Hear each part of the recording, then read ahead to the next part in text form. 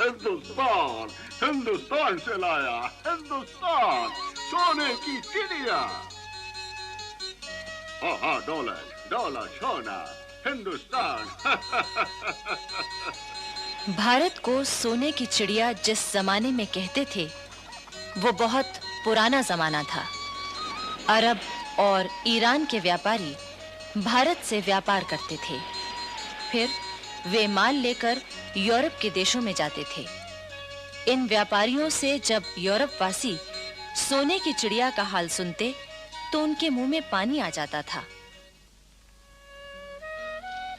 लेकिन उन्हें भारत पहुंचने का रास्ता नहीं मालूम था।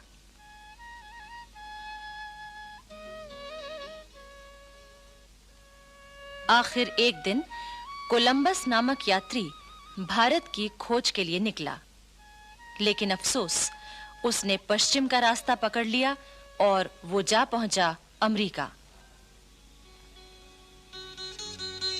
बस लगभग इन्हीं दिनों पुर्तगाल से भी एक यात्री सोने की चिड़िया खोजने चला था। 22 मई 1498 को उसका जहाज मालाबार तट पर कालीकट पहुंचा।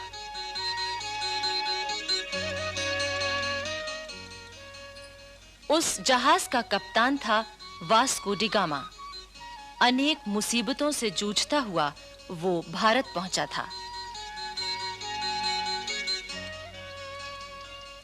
उस समय कालीकट में सामुरी नाम के राजा का शासन था। इतिहास में उसको ज़ेमुरिन के नाम से भी कहा गया है। वास्को डी गामा सामुरी के दरबार में गया। उसने सामुरी को कीमती भेंट दी। सामुरी ने वास्को डी गामा का स्वागत किया। वास्को डी गामा ने सामुरी के राज्य में व्यापार करने की इजाजत मांगी, जो तुरंत ही मिल गई। 2 ही साल बाद यानी 1500 ईस्वी में पुर्तगालियों ने कालीकट में एक कोठी बना ली। 3 साल बाद उन्होंने कोठी की किलेबंदी कर ली। वहां अपने सिपाही नियुक्त कर दिए। बहाना ये था कि ये काम वो अपनी रक्षा के लिए कर रहे हैं। वहां एक फौजी अफसर अल्बुकर्क को किलेदार बनाया गया। दरअसल ये पुर्तगालियों की एक चाल थी। सन 1506 में उन्होंने गोवा से बंगाल तक अपना व्यापार फैला लिया।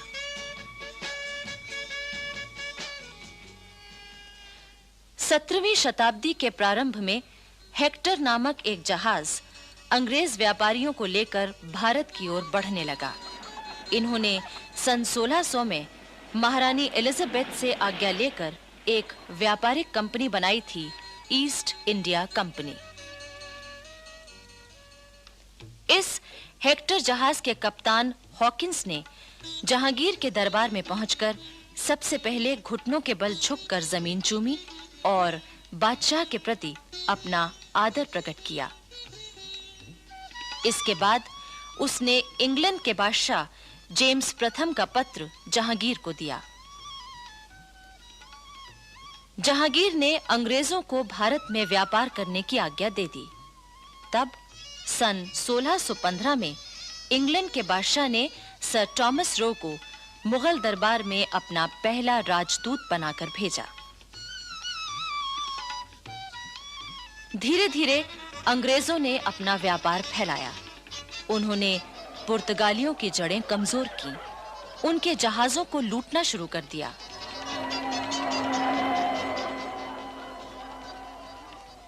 औरंगजेब के समय में तो उन्होंने कोठियां भी कायम कर लीं और अपनी हिफाजत के लिए किलेबंदी भी कर ली। इसी बीच भारत में फ्रांसीसी भी आए। उन्होंने भी अपना व्यापार फैलाया और जड़ें जमानी शुरू कर दी। उस समय उनका मुखिया था दुमास।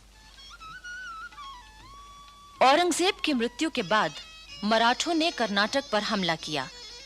फ्रांसीसी कंपनी के मुखिया ने अपने सिपाहियों के जरिए कर्नाटक के नवाब की मदद की। मराठे हार गए। कर्नाटक और दिल्ली के बादशाह दोनों ने खुश होकर दुमास को नवाब की उपाधि दे दी। 2000 सवारों का सेनापति भी बना दिया।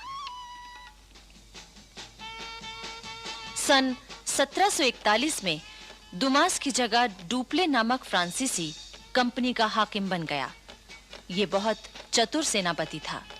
दरअसल डुप्ले पहला यूरोपवासी था जिसके मन में भारत में यूरोपीय साम्राज्य कायम करने की बात आई। डुप्ले ने उस समय के भारत की दो कमजोरियों का फायदा उठाया। एक तो ये कि यहाँ के देशी राजा नवाब आपस में लड़ रहे थे।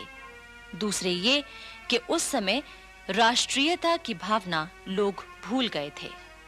डुप्ले ने इसी फूट का फायदा उठाया। अंग्रेजों ने भी इस नीति का फायदा उठाया। उन्होंने न सिर्फ फ्रांसीसियों को कमजोर किया बल्कि देशी राजाओं को लड़ाने और फिर उनमें से किसी एक की मदद करने की नीति अपनाई। बाद में उस मदद लेने वाले राजा को भी उन्होंने अपने प्रभाव में ले लिया। अब देखिए बंगाल में क्या हुआ। ये बात है 1755 की। उस समय बंगाल में नवाब अलीवर्दी खां का शासन था। अंग्रेजों ने अमीचंद नामक व्यापारी से मिलकर बंगाल पर हमला करने की तैयारी की, लेकिन बंगाल के शासक अलीवर्दी खां ने उनकी एक भी चाल न चलने दी। लेकिन अलीवर्दी खां बूढ़ा हो चुका था। उसने एक दिन अपने नवासे सिराजुद्दौला को अपने पास बुलाया। सिराजुद्दौला उस समय 24 बरस का था और वही अलीवर्दी खां का उत्तराधिकारी भी था। अलीवर्दी खां ने सिराजुद्दौला से कहा, बेटे, मुल्क के अंदर यूरोपियन कौमों की ताकत पर नजर रखना।